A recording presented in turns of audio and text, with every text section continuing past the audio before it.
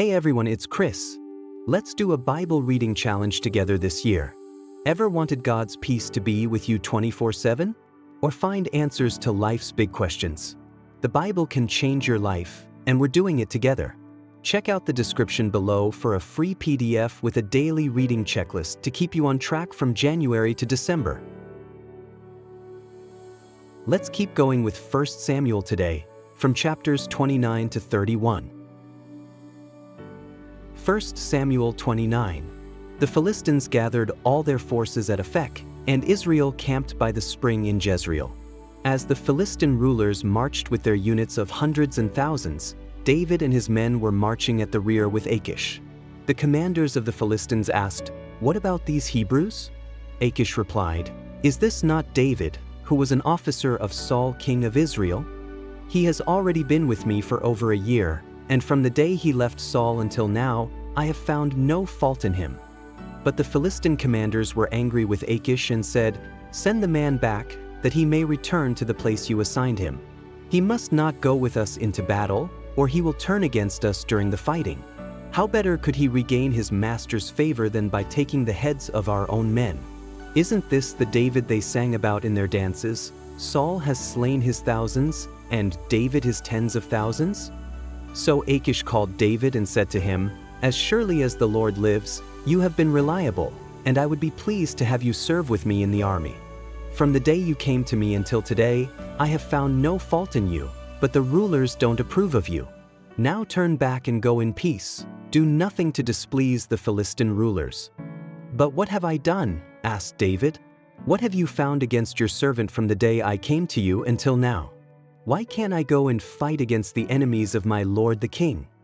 Achish answered, "I know that you have been as pleasing in my eyes as an angel of God. Nevertheless, the Philistine commanders have said, 'He must not go up with us into battle.' Now get up early, along with your master's servants who have come with you, and leave in the morning as soon as it is light."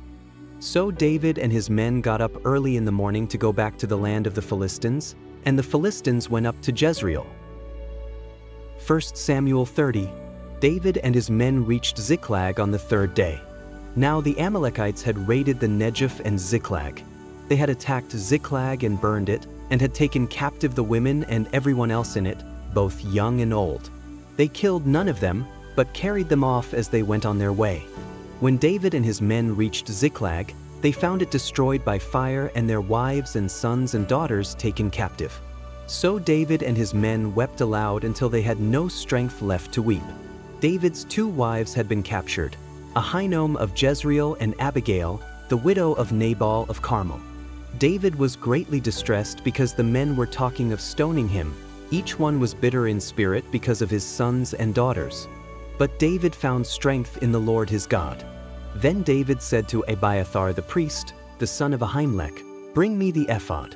Abiathar brought it to him, and David inquired of the Lord, "Shall I pursue this raiding party? Will I overtake them?"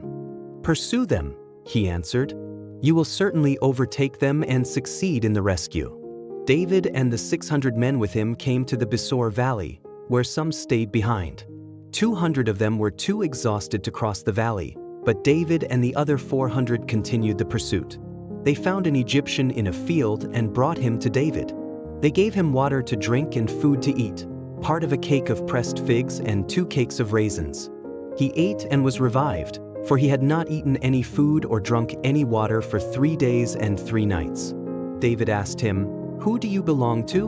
Where do you come from?" He said, "I am an Egyptian, the slave of an Amalekite. My master abandoned me when I became ill 3 days ago.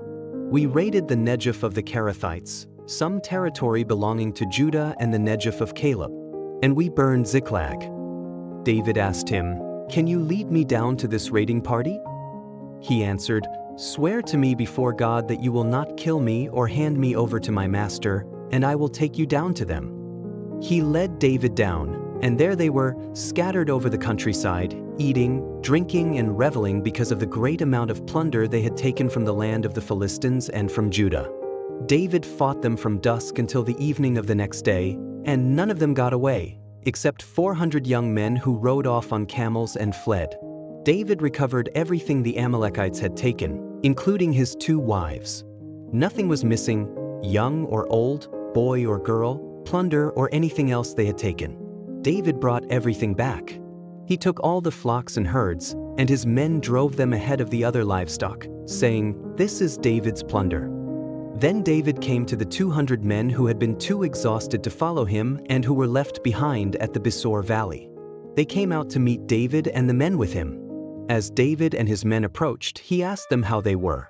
But all the evil men and troublemakers among David's followers said, "Because they did not go out with us, we will not share with them the plunder we recovered.